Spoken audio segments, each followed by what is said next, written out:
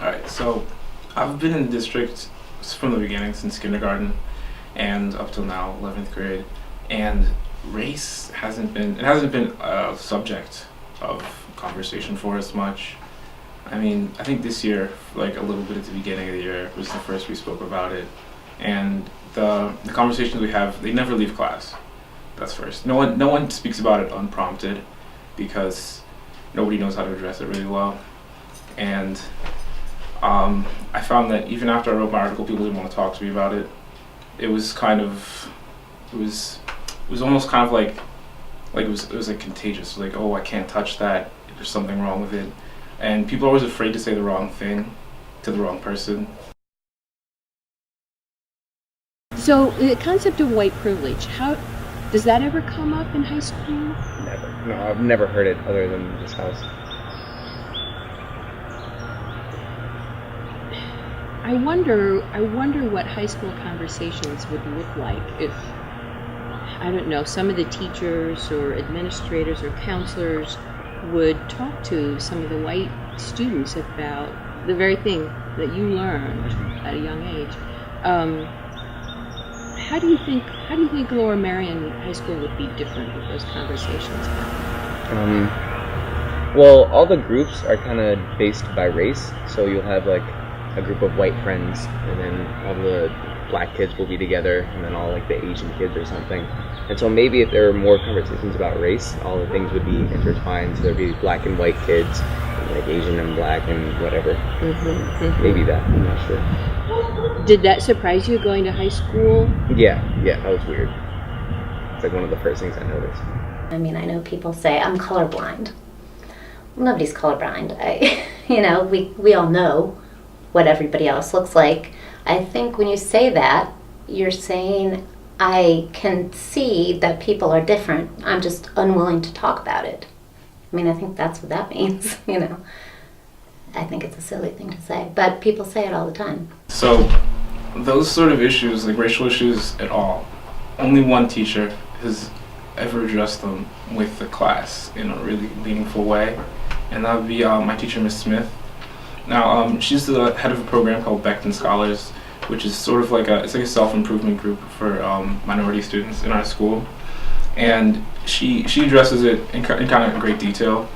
And she's really unique in doing that. And she wants to tell us how it is in the world and how it is here, and to let us know that it's okay, but something has to be done. And that sort of the torch is being passed, and there's like a second wave of the civil rights movement that is going to even further this problem and like help us be in a better place as a people. I think people are so unwilling to talk about it, especially people who don't think they're affected by it. White people don't think they're affected by it. They don't think it matters because it's not. That's a gross generalization, but if it's not something that they're experiencing at that school, maybe they don't consider it a problem. Maybe they do, but who knows? If we're not at the table talking about it, who knows? We can't sort people out just by looking at them. So, and I think it takes commitment and time. So in your classes, do you have other, like, students, do you have some black kids in your classes, or you're in honors classes?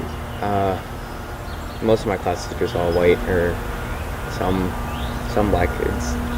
They're Asians, but not really. How about any African American boys? Do you have any boys? No.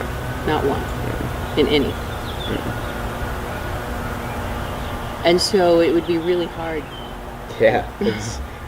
To have friends. I mean, Yeah. how do you make friends? A lot of kids, in my school in particular, they didn't know black kids. They don't know them. They don't talk to them. Nice try, buddy. Nice try.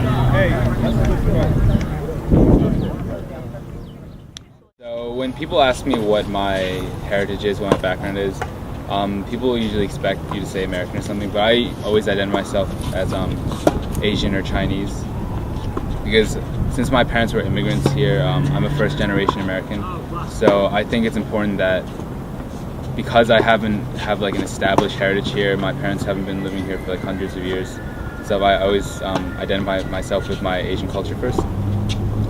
With a lot of Asians, with the race in America, I think there's a lot of stigma, but with Asians, it's less profound and penetrating because it's more of a superficial thing. Like, we're not good at sports, we wear glasses, we study too much, we're sexless or something, or we can't have fun. It's more of a stale thing. It's like it's whatever. But I think with the African American stigmas, it's much more. It's stabbing. It's like the label that a lot of people can give to the black culture, so to say, is that it's full of criminals. Like, the music is just about breaking the law. It's about partying and drugs, and it's just about all these harmful things to society.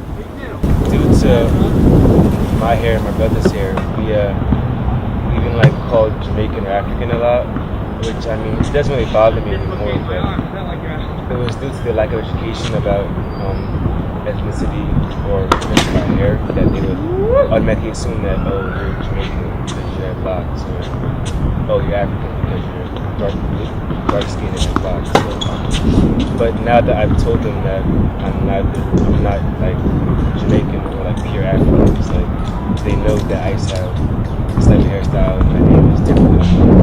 So they understand it.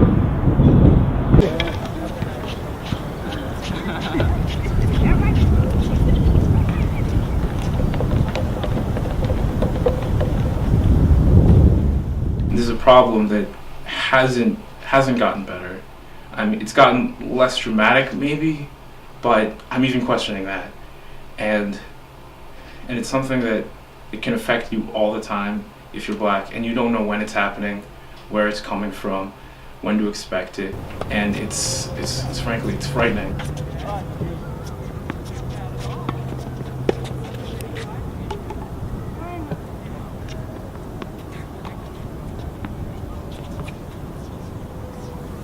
What do you really do in class?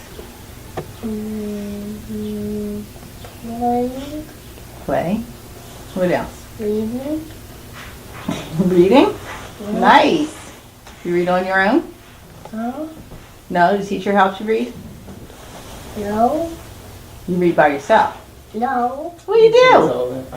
The teacher reads. Oh, the teacher reads to you. Does the teacher know that you can read? She doesn't? You didn't tell her? Did she ask you? I don't think so. You don't think so? Jabril, what grade are you in? Kindergarten. Jabril is a phenomenal reader. Yo, come on, ride it, go, go.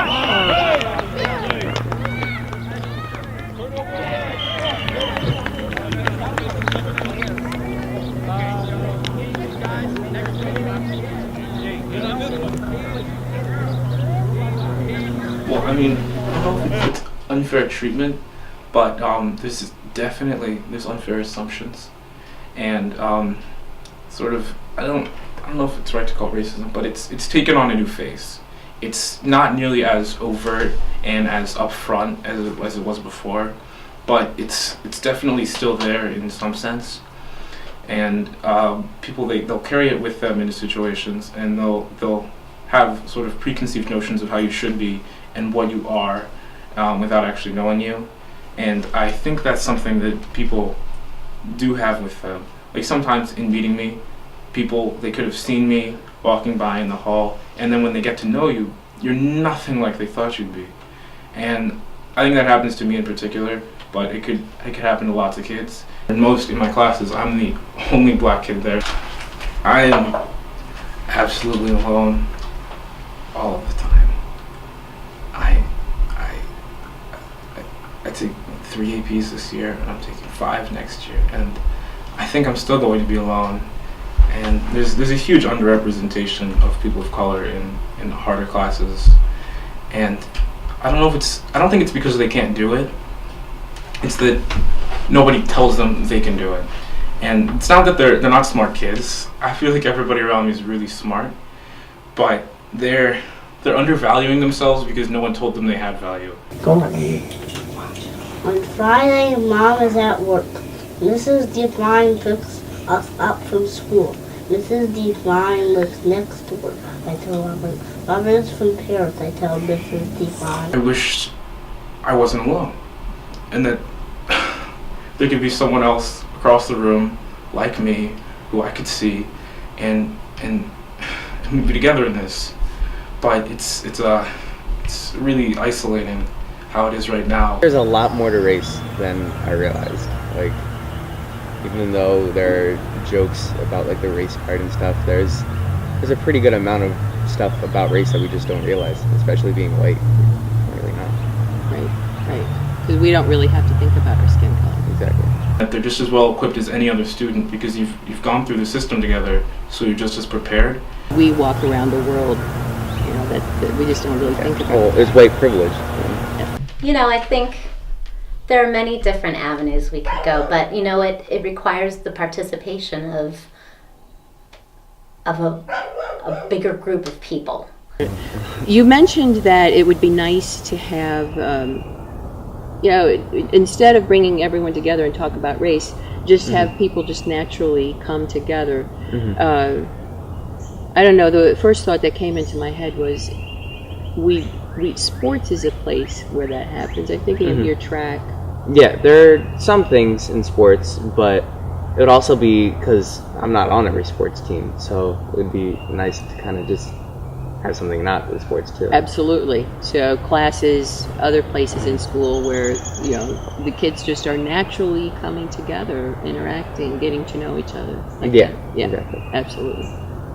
But saying nothing is almost just as bad as saying something wrong, because you can't grow from that. You can't expand your knowledge. You can't sort of change your viewpoint, and you can't help anybody out. You don't let them know that you're with them by not saying anything. I'm from Bala Cynwyd, and we are Lower Merion. We are Lower Merion. We are from Penwood, and we are Lower Merion. We are Lower Merion. We are from Ardmore. And we are Lower Merion. We are Lower Merion.